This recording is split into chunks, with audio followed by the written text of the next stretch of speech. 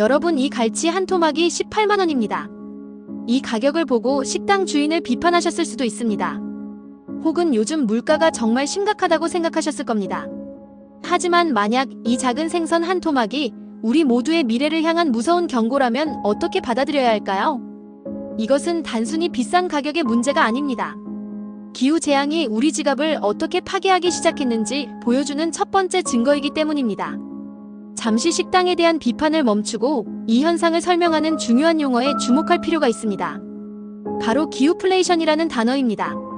기후플레이션은 기후변화가 물가 상승을 촉발하는 현상을 의미합니다. 여러분이 본 저 갈치는 기후플레이션의 가장 명확한 증거물 중 하나입니다. 객관적인 사실을 바탕으로 설명해 드리겠습니다. 통계청 발표에 따르면 작년 연근의 어업 생산량은 53년 만에 가장 낮은 수치를 기록했습니다. 그 이유는 바다가 너무 뜨거워졌기 때문입니다. 우리에게 익숙한 고등어는 17.4%, 사로징어는 42%가 줄었습니다. 그리고 지금 논란의 중심인 갈치는 무려 26.6%가 우리 바다에서 사라졌습니다. 이는 단순히 잡히지 않는 수준을 넘어 우리 바다에 더는 존재하지 않는다는 의미에 가깝습니다. 우리가 즐겨 먹던 생선들이 급격한 기후변화를 견디지 못하고 죽거나 다른 곳으로 떠나버린 것입니다. 식당 사장님이 요즘 물가를 모르냐고 했던 말은 그래서 절반만 맞는 이야기입니다. 어떻게 보면 식당 사장님 역시 이 문제의 또 다른 피해자일 수 있습니다. 한국농수산식품유통공사의 농산물 유통정보를 보면 지난달 수산물 물가는 1년 전보다 7.4% 올랐습니다. 이는 전체 소비자 물가 상승률인 2.2%의 3배가 넘는 아주 높은 수치입니다. 이러한 현상은 이제 단순한 수요와 공급의 논리로 설명할 수 없습니다. 공급의 기반 자체가 파괴되고 있기 때문입니다. 바다라는 거대한 생산 공장이 지금 심각한 위기에 처한 것과 같습니다. 여기서 우리는 이 문제를 두 가지 관점으로 나누어 생각해 보아야 합니다. 첫 번째는 문제의 원인에 대한 사회적으로 합의된 시각입니다. 해수온 상승이 어획량 감소의 핵심 원인이라는 사실은 이제 정부, 학계, 어민 모두가 동의하고 있습니다. 이것은 더 이상 논쟁의 대상이 아니라 우리가 받아들여야만 하는 현실입니다. 두 번째는 해결책에 대한 서로 다른 견해와 비판적인 검토입니다. 정부는 비축해두었던 수산물을 방출하며 대응하고 있다고 발표했습니다. 하지만 우리는 이 지점에서 한 걸음 더 나아가 비판적으로 생각해야 합니다.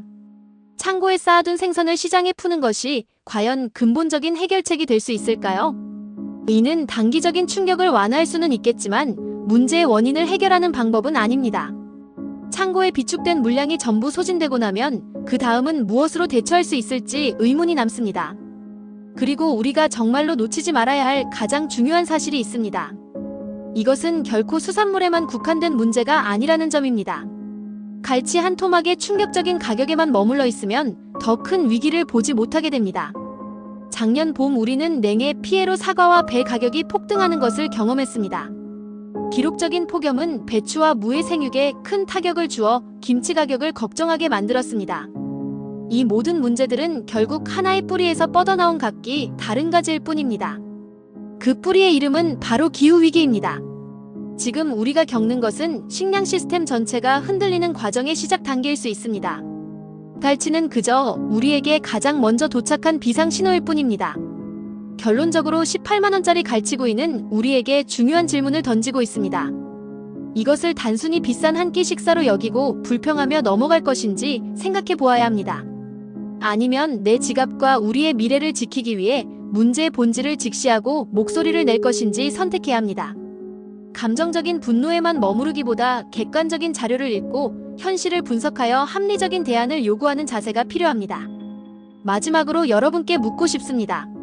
정부의 비축 물량이 모두 사라지고 돈을 주고도 살 생선이 없어지는 날이 온다면 우리는 무엇을 먹고 살아야 할까요?